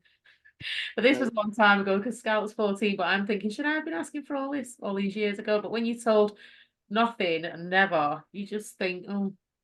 No, no one on this call should ever have mum or dad guilt. I'll tell you that much. The fact that everyone's here and interested and keen shows that you're all doing the right things and you're following up with great questions. So no, let's please quash mum guilt. We don't need that. Okay. It's not necessary. Just one final comment before we let people go and enjoy the rest of their evenings. I found the session super helpful. Thanks, Sarah. My daughter's condition is potentially linked to her Noonan syndrome and neurofibromatosis. I've loved all these words tonight. I think I should have got a little list of these and practiced them in the mirror before I come on this call. Nystagmus is part of her vision. We sort of understand. It's the rest that you're finding baffling. I'm sorry, I don't know anything about either of those two conditions, so I'm not able. Yeah, no, that's okay. So Noonan syndrome definitely is linked with nystagmus. So we do see nystagmus in people with Noonan syndrome. To the extent if I had somebody with Noonan syndrome and somebody had spotted they had nystagmus, I would do basic investigations, but I wouldn't be stressed about why they've got nystagmus, because I see it that often. A little bit like trisomy 21, so Down syndrome. It's common enough in that condition that if it looks typical, we don't tend to do all the stuff we're doing when we're looking for a cause in somebody with nothing else going on. So it definitely is linked with Noonan syndrome. Neurofibromatosis, it can be linked with that for various reasons, but it's much more likely to be the Noonan's. The fact that your child's got Noonan syndrome and neurofibromatosis is a little bit more unusual. So that's two different conditions. And again, as I understand it, they're actually very separate conditions. So sometimes people have more than one thing. And that might be what is baffling. And that's just the way things are. Sometimes people can have two conditions or three conditions, and therefore it's quite hard to assign which one is this related to, which one is that related to. Does that appeal to the question, I think? Yeah, I think she was more of a statement than a question, but I think, explaining, why she is perhaps feeling so baffled. Yeah. Helpful. Yes. Yeah. Okay. Got a yes. Yeah. Right, brilliant, everyone. Like I said, I'm going to be sending up a follow-up email, which is going to include the recording from this evening and a couple of little links that people have shared in the chat boxes, just in case you've not had a chance to copy and paste them. Camilla, I'll do a little bit more research into the question you asked about coming over from Wales into England to get seen by a specialist, given kind of how complicated your situation is at the moment.